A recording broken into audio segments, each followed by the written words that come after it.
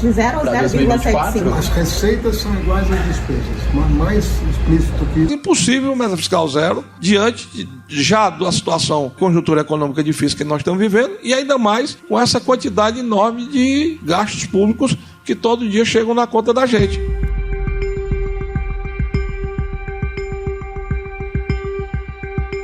Para zerar o déficit, o governo terá que cortar despesas ou aumentar a arrecadação.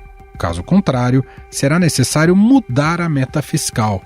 A ministra do Planejamento, Simone Tebet, alertou que a pasta está revisando a qualidade dos gastos públicos, mas essa é uma política de médio e de longo prazo e que o governo precisa aumentar as receitas para reconstruir políticas públicas. Tirar de um lugar não é nem para fazer superávit, é tirar de um lugar para colocar onde mais precisa. Tem um déficit habitacional absurdo, vamos investir em casas populares. Precisamos investir mais em setores produtivos, vamos fazê-lo. Olha o exemplo, Bolsa Família está numa análise de aperfeiçoamento do cadastro único. Nós já bloqueamos de unipessoais que por erros ou fraudes e foram cancelados alguns, 8 milhões e 200 mil pessoas.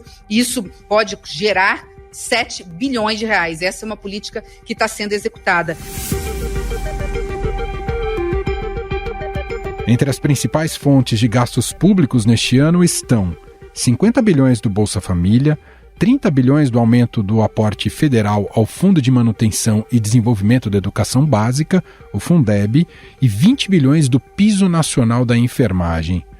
Apenas o Ministério da Saúde terá no próximo ano orçamento 140% maior que de 2023, porque o mínimo constitucional obriga a destinação de 21 bilhões para a área. A gente tem uma previsão de gastos que não bate com o que deve haver de aumento na arrecadação, mesmo com essas medidas anunciadas, reduzindo desoneração, por exemplo, ou a volta do voto de Minerva no CARF, né, que tem uma projeção de arrecadação grande. Mesmo com essa receita extra, tudo está indo muito incerto.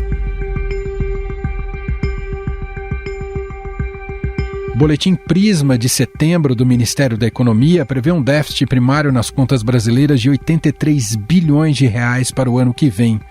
No mesmo documento, a expectativa de arrecadação subiu para 2,5 trilhões de reais, o que, segundo o governo, seria suficiente para zerar o déficit.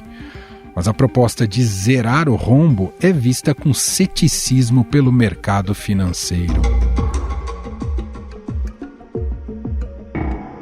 O relatório Focus, produzido pelo Banco Central com base na projeção de economistas, mostra que o déficit será de 0,71% do PIB em 2024. Na proposta de orçamento para o ano que vem, por exemplo, o governo prevê a necessidade de arrecadar 168 bilhões de reais em novas receitas para alcançar o déficit zero. E para chegar a esse número, o Ministério da Fazenda enviou uma série de projetos ao Congresso Nacional. O governo já conseguiu aprovar a lei do CARF, que, segundo a pasta, pode ter um impacto de 54 bilhões em 2024. Bom, você perde 100 bi de receita de um lado e contrata 100 bi de despesa nova do outro, alguém tem que arrumar as contas públicas. Outra aposta do governo para turbinar a arrecadação é a tributação de investidores de fundos offshore, fora do país, e exclusivos, também chamados de fundos dos super ricos. O problema é que a medida não conta com amplo apoio no Congresso Nacional, especialmente nos atuais termos que o ministro Haddad pretende encaminhar, como já relatou o presidente da Câmara, Arthur Lira. A gente decidiu fazer essa composição com o governo, com os líderes partidários, para que a gente consiga organizar esse tema nos moldes que a gente votou o ano passado, se vocês lembram, um projeto relatado pelo hoje ministro e na época deputado Celso Sabino, de taxação de dividendos, né, onde a gente regulou juros de capital próprio, offshores, com uma alíquota de 6%, que nós encontramos um ponto de equilíbrio naquela época entre o Congresso, o governo e mercado.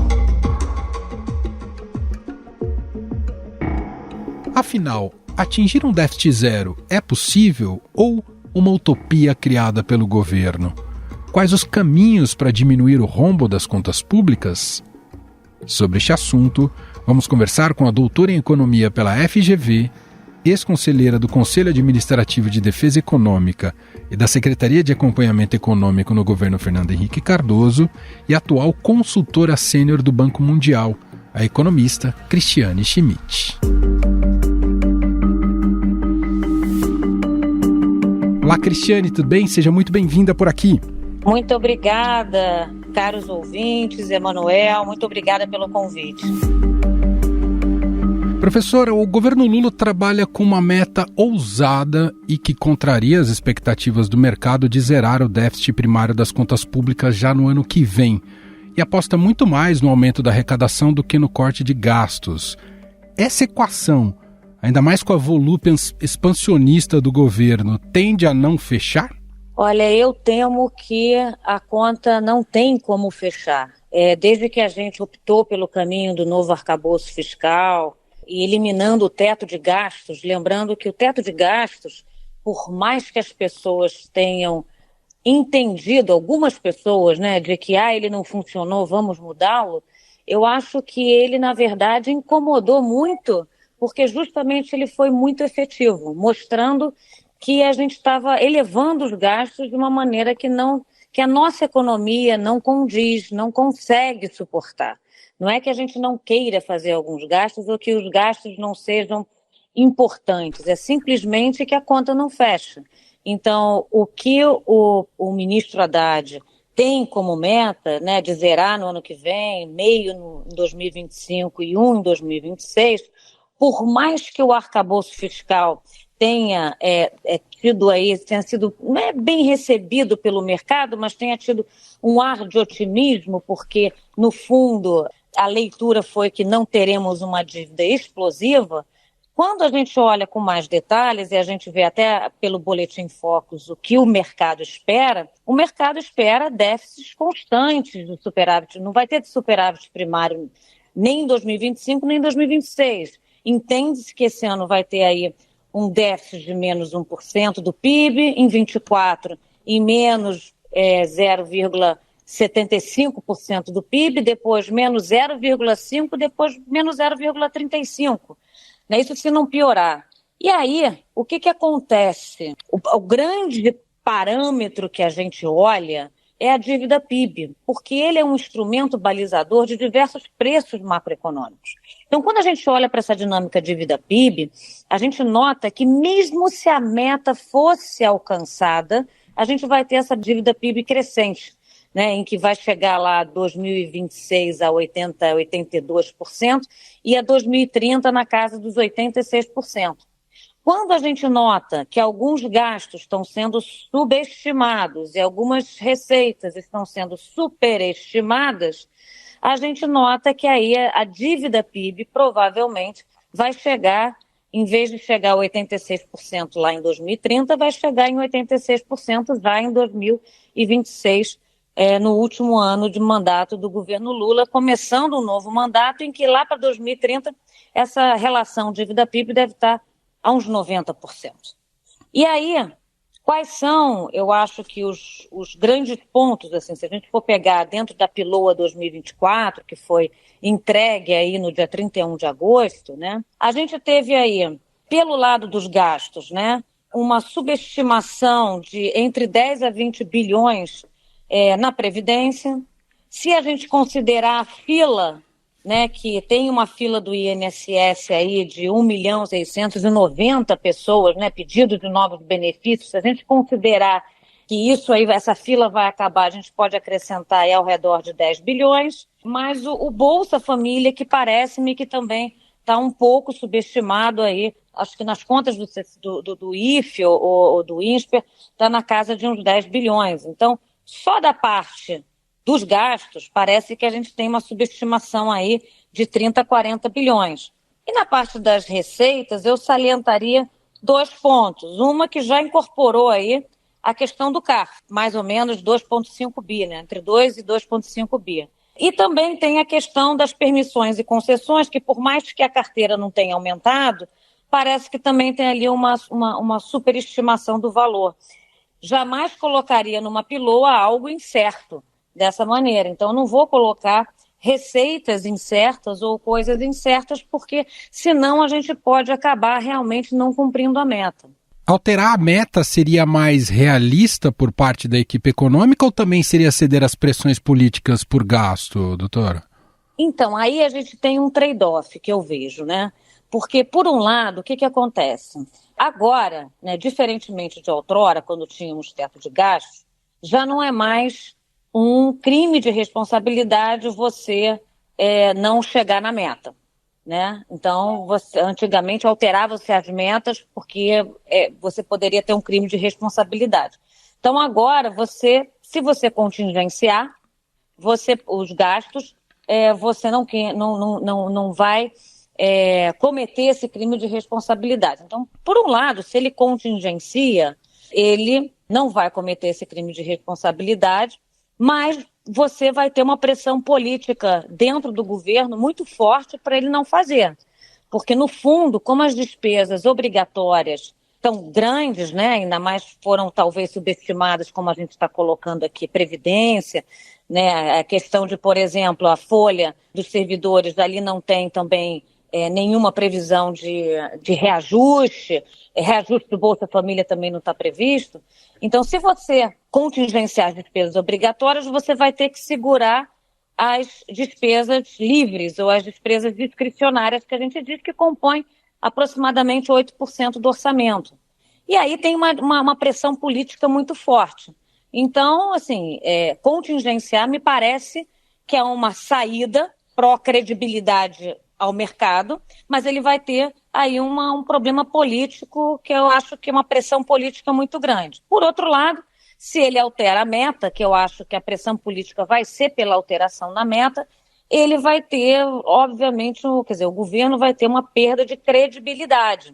Tanto onde a gente vê muito a questão de como é que está sendo conduzida a política econômica e como é que o mercado está reagindo, nas curvas longas. Então, DI de janeiro 29, de julho ele era 10,33, ele já está em 11%. Né? Uhum. Inclusive o Júlio Sena também comentou isso quando ele deu lá a entrevista dele, né, quando teve ali o cenário macroeconômico do IBRE, ele falou assim, olha, os juros dos títulos com vencimentos mais longos está na mesma média que antes, com um risco país um pouco menor, o que diz que as pessoas continuam ali precificando que provavelmente você vai ter um problema fiscal. É claro que quem está participando da reforma tributária e participando dos debates no Congresso Nacional, tanto na Câmara como no Senado, é muito perceptível a vontade de não ter aumento de impostos, de você não aumentar os tributos, dado que a gente já está num nível elevadíssimo, nível de OCDE. A média OCDE é 34% do PIB, a gente está praticamente isso. Então, existe um lado dentro do Congresso Nacional, e eu estou vendo isso porque eu estou acompanhando muito perto, né, a reforma tributária da PEC 45, é notório que você tem uma vontade de não aumentar a carga tributária. Tanto é que querem, um dos debates que está tendo agora no Senado, se dentro da PEC 45 se vão colocar um limitador, que é para que a alíquota não fique acima de um determinado patamar. Isso porque a vontade da sociedade, do contribuinte, é não pagar mais um imposto tão alto, dado que isso influencia no seu nível de investimento, logo o crescimento, né? Quer dizer, não há outra alternativa se o governo não deve focar sobre o controle de gastos se quiser atingir essas metas, não é isso, doutora? Perfeito, exatamente isso, Emanuel, que é onde eu queria chegar.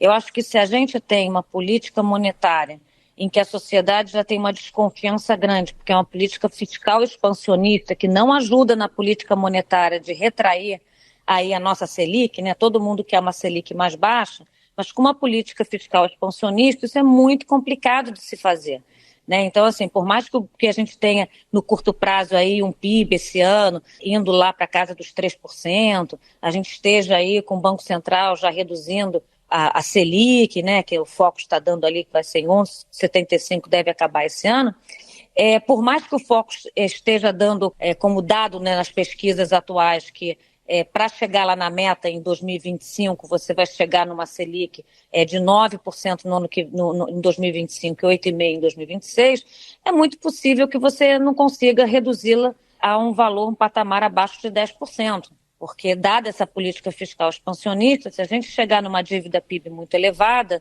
é muito complicado você conseguir diminuir a Selic, porque o prêmio de risco vai aumentar, a taxa de juros real neutra da economia aumenta, Infelizmente, o nosso risco Brasil, a gente perdeu o rating de grau de investimento lá em 2015, né? Enquanto que nossos colegas Chile, México, Colômbia, por exemplo, têm grau de investimento. Então, assim, é uma situação muito complicada, né? Eu sou muito fã do teto de gastos, porque o teto de gastos, ele acaba, de alguma maneira, realmente, no período em que você adotou o teto de gastos, você teve ali uma expansão do gasto muito contida, né?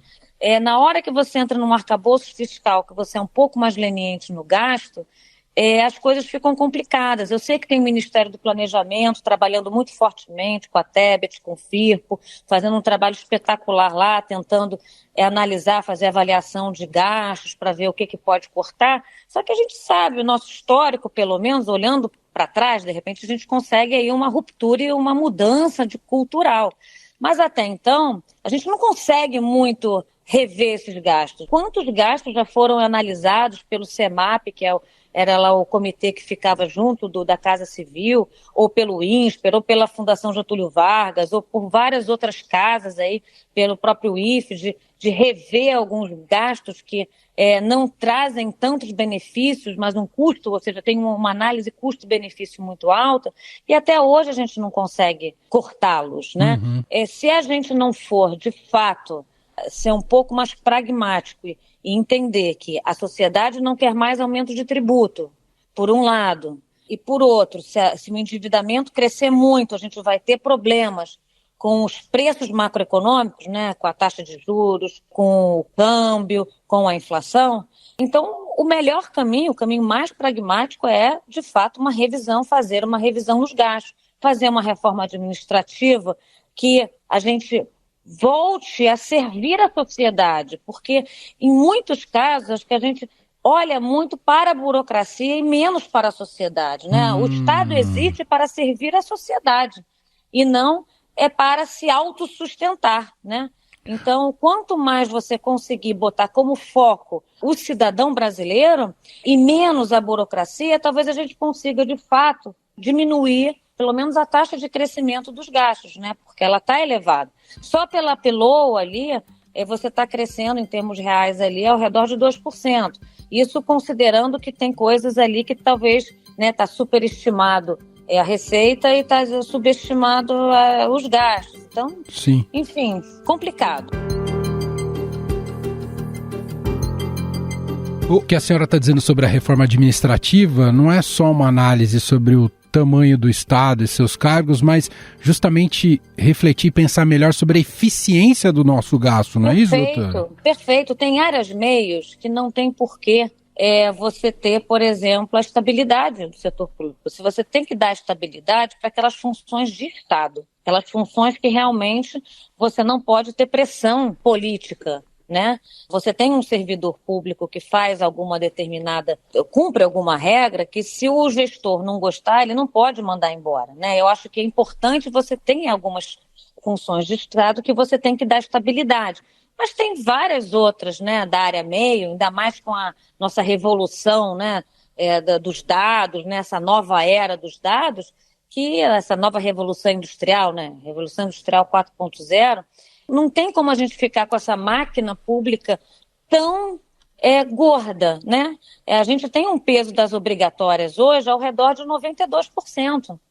Então, assim, quando o governo fala, eu quero fazer um PAC, eu quero fazer investimentos na sociedade, com 8% do orçamento, é muito difícil se você não trouxer o setor privado.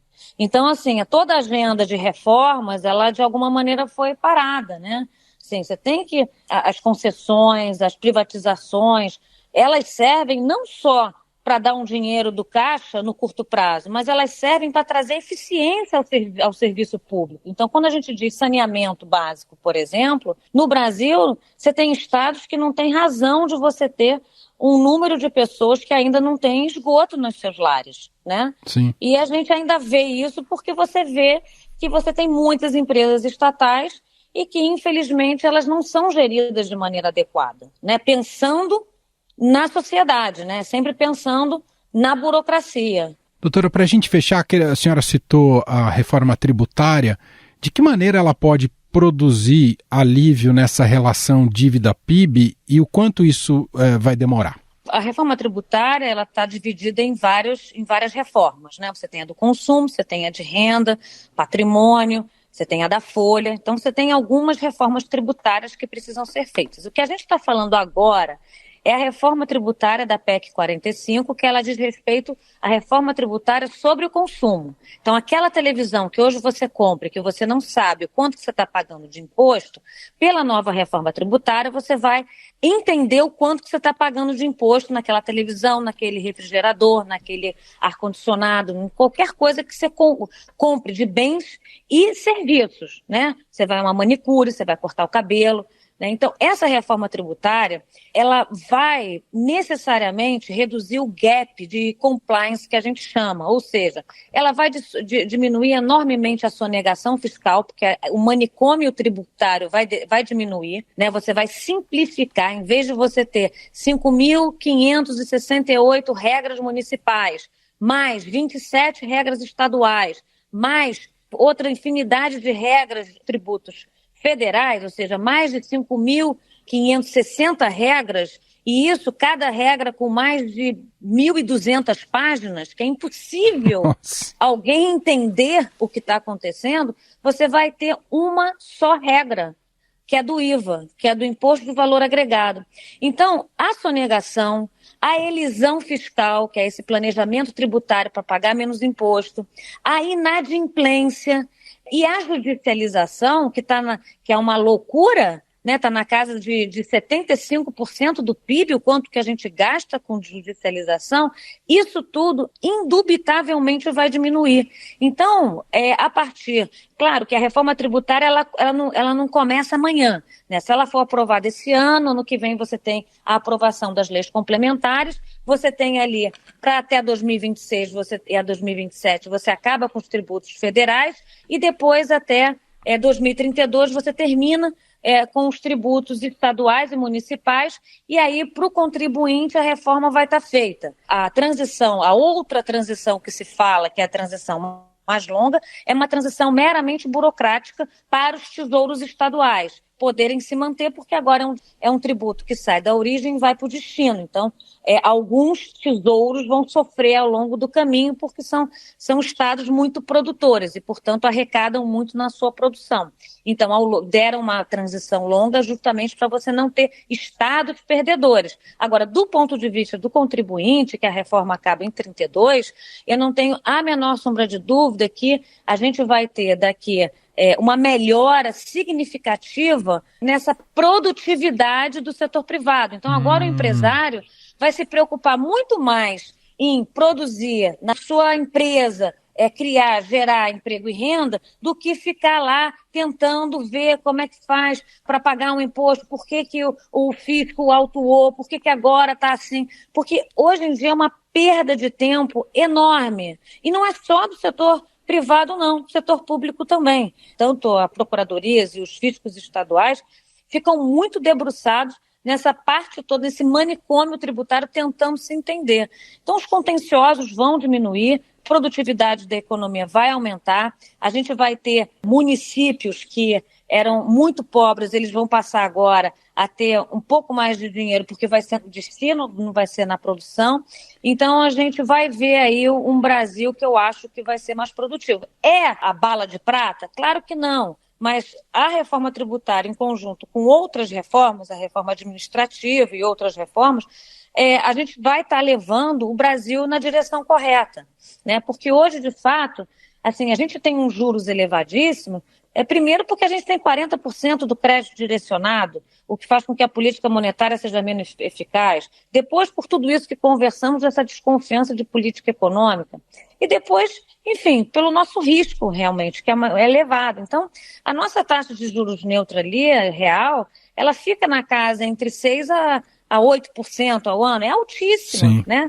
Altíssima. Então, se a gente não fizer reformas, né, se a gente realmente não sentar e falar assim, realmente precisamos diminuir esses gastos públicos, precisamos diminuir a máquina, porque a gente precisa pensar no povo, na população, no indivíduo. Se a gente não fizer isso, a gente está mal. Mas a reforma tributária vai no caminho correto.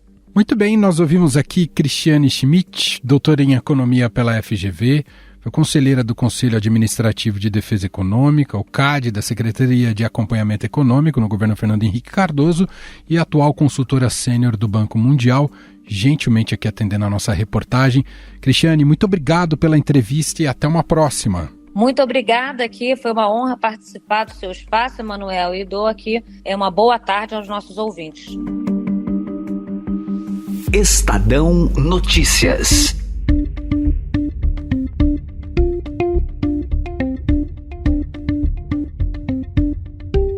E este foi o Estadão Notícias de hoje, terça-feira, 19 de setembro de 2023. A apresentação foi minha, Emanuel Bonfim. Na produção, edição e roteiro, Gustavo Lopes, Jefferson Perleberg e Laís Gotardo. A montagem é de Moacir Biasi. E o nosso e-mail podcast@estadão.com.